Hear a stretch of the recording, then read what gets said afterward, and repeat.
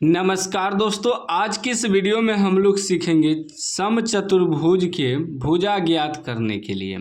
सवाल कर रहा है कि यदि समचतुर्भुज के विकर्णों की लंबाई क्रमशः 10 सेमी तथा 24 सेमी हो तो उसकी प्रत्येक भुजा की लंबाई है।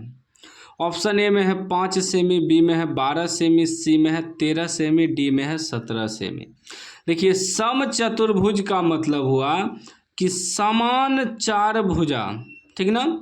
सम मतलब होता है बराबर, चतुर्भुज मतलब चार गो भुजा, 1 2 3 4 भुजा, ठीक ना। तो इसका नाम दे देते हैं ए बी सी डी और ये केंद्र दे देते हैं ओ, ठीक। कह रहा है यदि समचतुर्भुज के विकर्णों की लंबाई, इस समचतुर्भुज है इसका विकर्णों की लंबाई 10 सेमी और 24 सेमी है।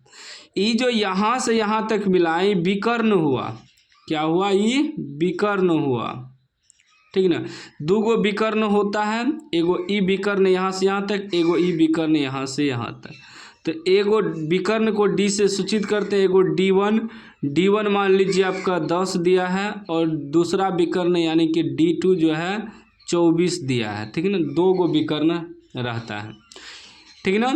अब मान लीजिए यहाँ से यहाँ 10 cm है, पूरा यहाँ से यहाँ तक 10 cm है, तो इसका मतलब ये दो भाग में है, एगो ई 5 होगा, ई भी 5 होगा।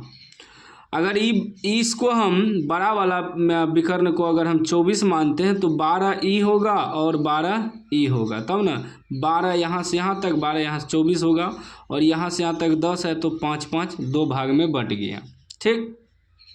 और समचतुर्भुज का मतलब हुआ इसका एगो भुजा अगर मालूम हो गया तो सब भुजा बराबरे होगा, ठीक ना। तो हमें भुजा मालूम करना है, विकर्ण तो दिया है यहाँ से यहाँ तक, एगो को 10, आप इसको भी 10 मान सकते हैं या इसको 24 मान सकते हैं, उससे कोई दिक्कत नहीं है, किसी को भी मान सकते हैं। इसको हम 10 माने तो 5 5 दो भाग में बांट दिए, इसको हम 24 माने तो 12 वहाँ, 12 यहाँ से यहाँ तक, 12 यहाँ से यहाँ तक, 24 हो जाएगा विकर्ण। तो दो गो विकर्ण होता है, एगो विकर्ण D1, एगो विकर्ण D2।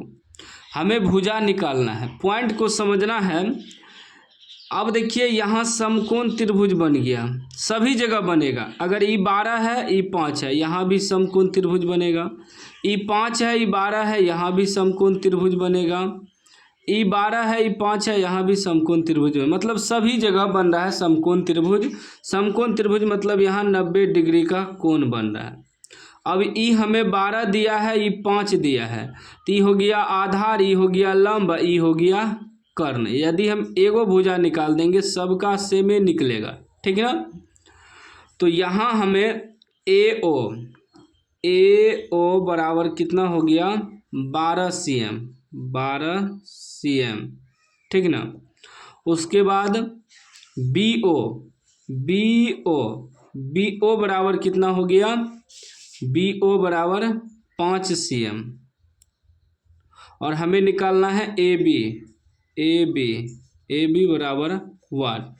AB निकालना है इसलिए कि ये भुजा है, ठीक है ना। ये लंब हो गया, ये आधार हो गया, ये कर्ण हो गया, ठीक ना। पाइथागोरस प्रमेय के सूत्र से निकालेंगे और सबका सेम है तो एगो भुजा निकल गया तो सब भुजा बराबरे होगा, ठीक ना। तो लिखेंगे पाइथागोरस प्रमेय से, पाइथागोरस प्रमेय से पाइथागोरस प्रमेय का सूत्र होता है कर्ण का स्क्वायर बराबर लंब का स्क्वायर प्लस आधार का स्क्वायर, होता है ना सूत्र।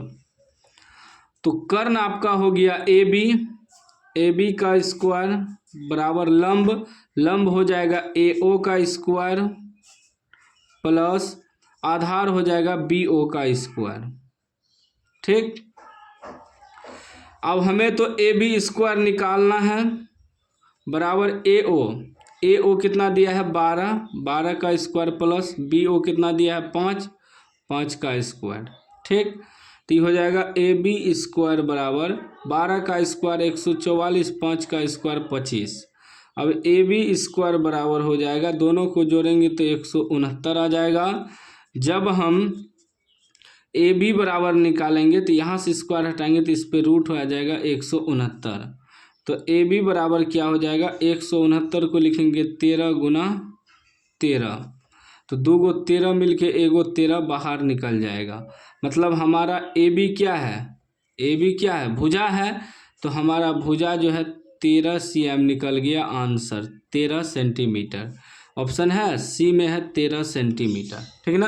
अब ई 13 निकला तो यह भी 13 होगा, यह भी 13 होगा, यह भी 13 है। सम चतुर्भुज में यदि आपको विकर्ण दिया रहे, एगो विकर्ण 1 मतलब D1, विकर्ण को D से सूचित करते हैं, तो 2 गो विकर्ण होता है सम चतुर्भुज में, एगो D1 एगो D2 मानेंगे, ठीक ना।